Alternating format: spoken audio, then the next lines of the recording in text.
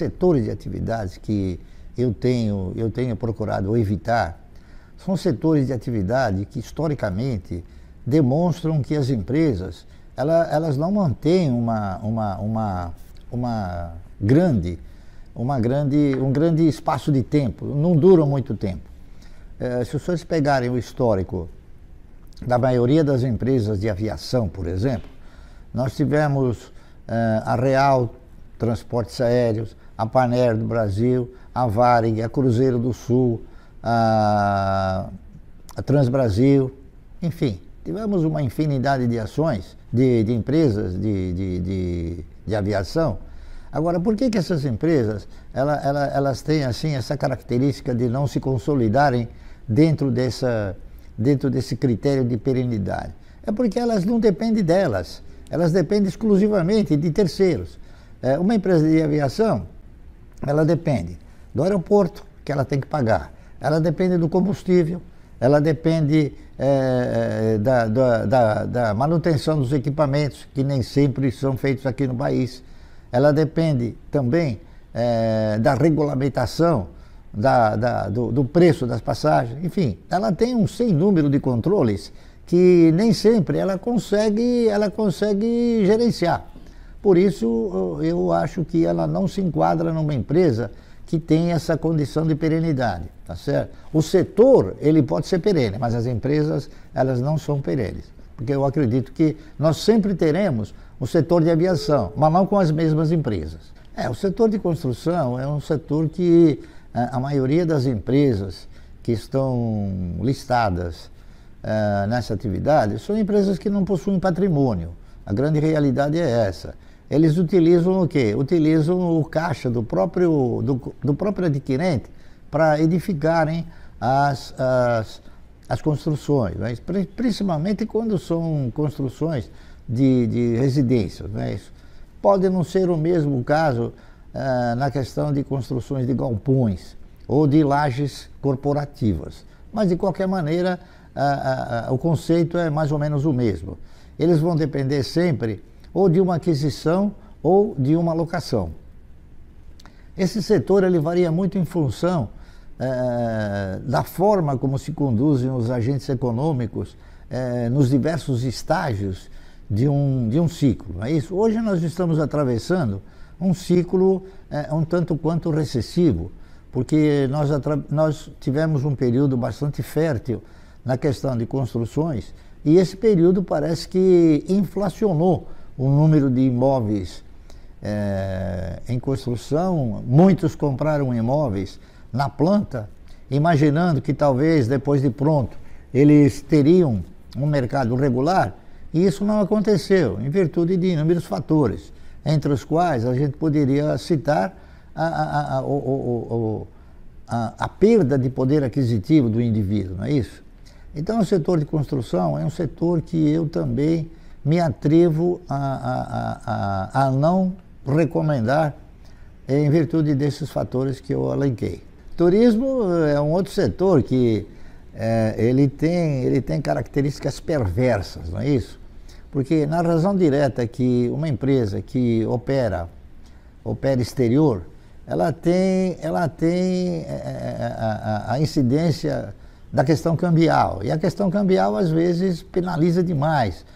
Nós tivemos, por exemplo, empresas como a Solitur, nós tivemos a AT, que era uma das maiores empresas, né? A AT era Argentina Turismos Internacionais. Nossa, nós tivemos um sem número de empresas, e agora, recentemente, mais precisamente domingo, quebrou a maior empresa do mundo de turismo, exatamente por causa desses fatores. Outro elemento que ajudou a contribuir para que essas empresas voltassem a ostentar um grau de periculosidade bastante grande é a internet. Muitos agora passaram a comprar através de outros organismos que oferecem estadias a um preço mais conveniente, não é isso? E as próprias empresas de aviação. Hoje, com o número de vagas, o número de assentos disponíveis, eles acabam disponibilizando passagens a custos menores. E isso em virtude dessas mudanças, principalmente a mudança no dólar, não é? E também a questão dos financiamentos. É uma empresa que depende muito de financiamento, porque viagem e lazer é uma coisa que o cidadão ele procura fazer sempre pagando de uma forma parcelada, não é isso? Dificilmente alguém investe um valor muito grande na questão do lazer, principalmente em passagens. Então, se não houver esse elemento favorecedor, dificilmente uma empresa prospera, tá correto? O setor de frigoríficos, ele faz parte do setor de alimentos, não é isso? Mas ele é um dos segmentos do setor de alimentos, né? Nós temos o setor de lácteos, nós temos o setor de oleaginosas, nós temos o setor de grãos, tá correto? Acontece que o setor de frigoríficos, ele em muitas ocasiões, ou pelo menos em algumas ocasiões, ele acaba sendo assim, não preferido por pessoas que têm assim preferências, né? Preferências definidas, como por exemplo, o cidadão não compra ações de empresa de cigarro, o cidadão não compra ações de empresas de bebidas alcoólicas, o cidadão não compra ações que mata gado ou que mata suíno, tá entendendo? Então, a questão dos frigoríficos, elas ostentam também essa forma de rechaçar, tá entendendo? E também porque existem outros componentes, como febres, aftosa, né? As pestes, enfim. E isso é uma coisa que normalmente dificulta bastante. Nós tivemos inúmeras empresas que tinham uma atividade paralela, ou seja, nós tivemos, há não muito tempo atrás, uma empresa que chegou a ostentar um plano de investimentos chamada Boi Gordo, não é isso? Que quebrou, tá entendendo? Então, e nós tivemos outros também, outros grandes frigoríficos que quebraram. Por exemplo, nós chegamos a ter um frigorífico, um dos maiores do país, chamado Tião Maia, que também quebrou, entendeu? E assim sucessivamente. A própria Sadia, num determinado momento, ela acabou tendo problemas seríssimos em função do quê? Em função de derivativos cambiais. Então, é mais um setor que, muito embora o setor ele ostente a condição de perene, muitas empresas não conseguem se firmar como empresas também perenes. Bom, o varejo de eletrônicos também tem um histórico de desvantagens muito grande. Eu poderia elencar 3 ou 4, Casa Centro, Eletro Radiobras, Gearonson, não é isso? E Clipper, Mesbla, Mapping, enfim, Ultralar, todas essas empresas que tinham como atividade eletroeletrônicos, principalmente linha branca, não é isso? Foram empresas que não conseguiram se sustentar. O senhor Gears, que era o Gearonson, não é isso?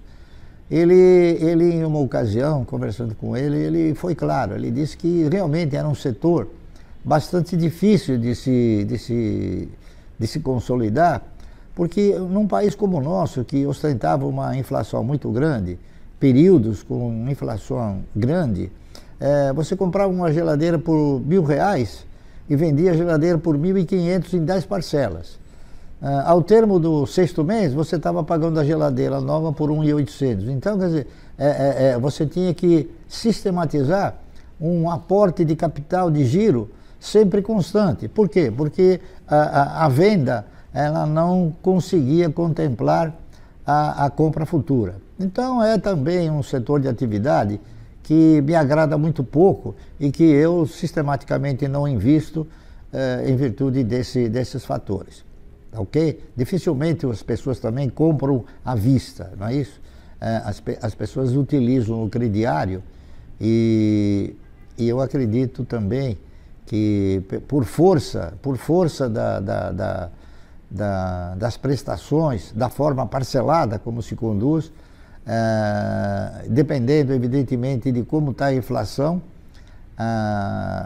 o preço comprado, depois vendido, quando reposto ele tem que ser ele acaba sendo mais caro do que o preço de venda. Essa é a razão pela qual, e também pelo fato, né, de pouquíssimas empresas terem pago dividendo, não é isso? Eu não conheço nenhuma que chegou a pagar bons dividendos aos seus acionistas.